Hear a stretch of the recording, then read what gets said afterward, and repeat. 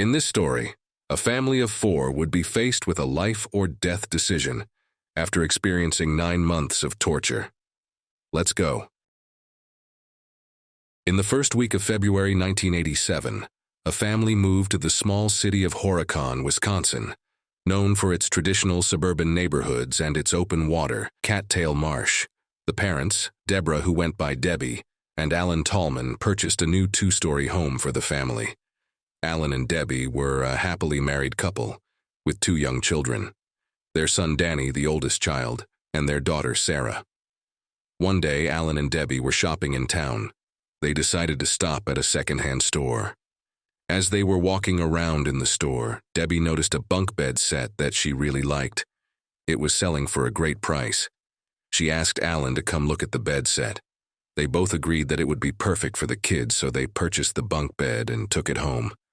They placed the bunk bed down in the unfinished basement where Alan would assemble it, and it would stay down there for a while until they could get rid of the current beds the kids had been sleeping in. It was now May of 1987. The time had come to bring the bunk bed upstairs to put in the kids' room. So Debbie and Alan went to the basement, grabbed the bunk bed, and hoisted it upstairs. Little did they know, this would mark the last day of the happy life in the Tallman home. The kids were happy to have a new bunk bed, especially Danny because he had more room to stretch out at night.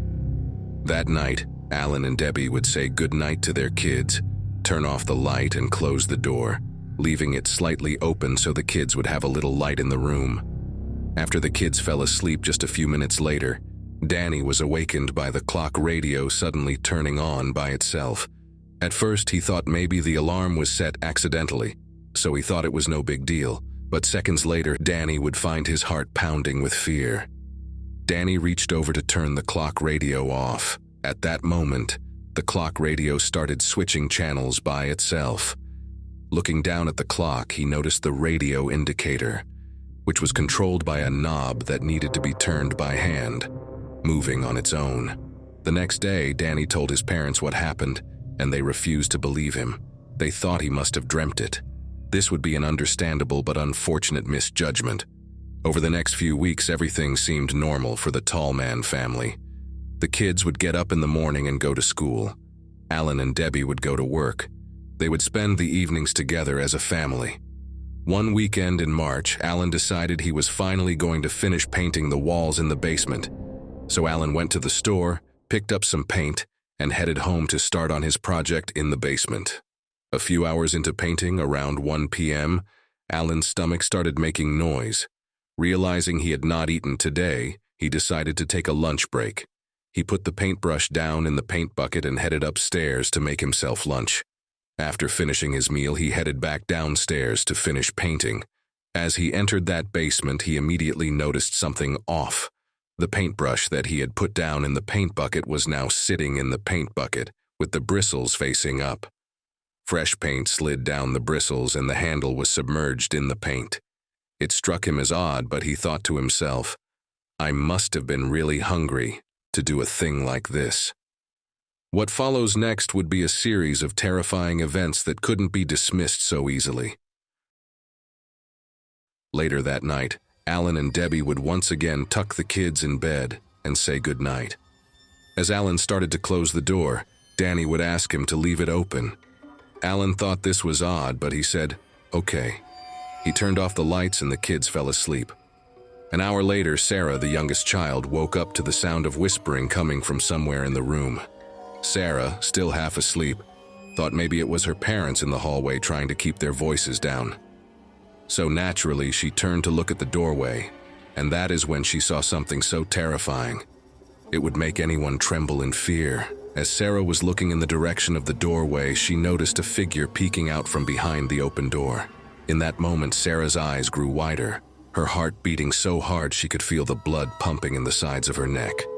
A pale-skinned woman with red eyes stared at her with an evil smile. Sarah froze with fear, as children often run or freeze as a response to danger. Sarah watched as the woman slowly crept out from behind the door. Horrified, Sarah managed to snap out of it for a second to turn her attention to the bottom bunk where Danny was sleeping. "Danny," she said in a shaky voice. She then turned her attention back to the door. The mysterious figure was gone. This was only the beginning of the pale woman's carnage. Over the next month, the kids would spend many sleepless nights in absolute fear. One night, the kids awoke to a huge fire inside their room. Immediately, they hopped out of bed. Danny grabbed Sarah by the hand, and they rushed over to their parents' room to get Alan. When Alan entered the kids' room, the fire was mysteriously gone. As if it didn't happen, there were no burn marks or smell of smoke that always occurs when a large fire breaks out in a home. From this point on, each family member would experience escalating events. Doors would open and slam shut. They would see shadow figures creep around at night. The pale woman with red eyes would lurk behind doors and inside open closets. It seemed as if she enjoyed toying with the tall man family, like a cat playing with a mouse just before the cat devoured it. Debbie eventually had the idea to bring in the family pastor. At first, she was afraid that she wouldn't be believed by anyone. After all, this isn't something that comes up in everyday conversation. But the Tallman family was out of options, so Debbie called in the pastor. When entering the Tallman home, the pastor felt the hairs on the back of his neck stand up. "I feel the presence of evil in this house," the pastor said with concern. The pastor blessed the house, but it didn't seem to have any effect, which made Alan feel helpless. As the days went on, Danny would see the woman in his room repeatedly. Each time the woman appeared at night, she would be standing closer to Danny. One night, Danny was awoken by something rubbing his arm. It was the red-eyed woman, her hand gripping Danny's forearm tighter and tighter. Debbie, who was in the next room, heard Danny scream and came rushing into the kid's bedroom. She turned on the light to find a horrified Danny crying and holding his forearm. His arm was covered in scratches.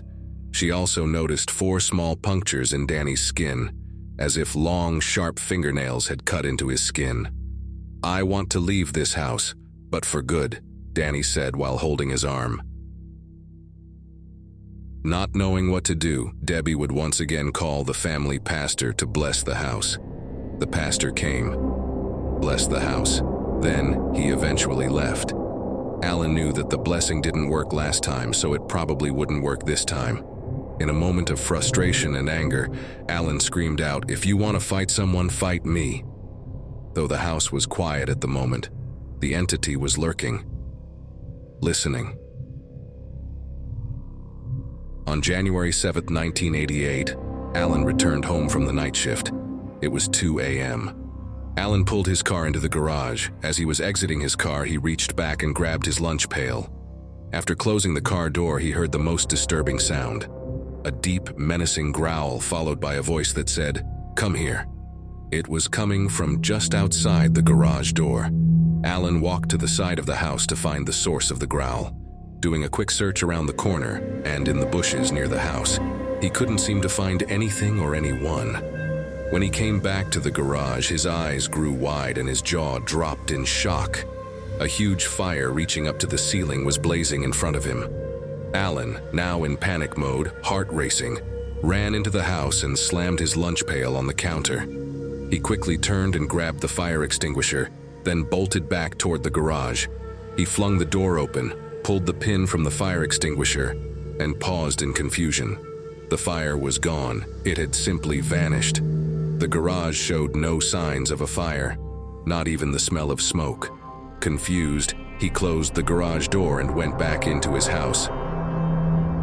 The next night, the Tallman family's nightly tradition of tucking the kids in bed would change. After Debbie and Alan said goodnight to the kids, Alan would lie down on a mattress next to the kids' bunk bed. Alan would not let his kids fall prey to the nightly terrors in their room. As Alan lay there trying to fall asleep, he noticed a strange fog forming around him. Through the fog, Alan heard a voice whisper, "You are dead." He immediately sat up, and for the rest of the night he would stay awake, ready to defend his kids against any evil presence. Just before dawn, a tired Alan decided enough was enough. The next day, April 15, 1988, the sun came up and the family quickly packed up everything and abruptly moved out of the house. As the family drove away from the house, Danny turned to look at the window of the room where he and his sister had spent so many horrifying, sleepless nights. He noticed the woman with red eyes standing in the window. He could see the anger on her face. Debbie looked in the rearview mirror and noticed Danny looking back at the house. "Everything will be better from now on, I promise," she said. For good measure, Alan and Debbie had the bunk bed destroyed and sent to a landfill. They have not experienced any paranormal events since then. What do you think? Would you spend a night in the Tall Man house? Leave your thoughts in the comments below. Until next time, I'm out.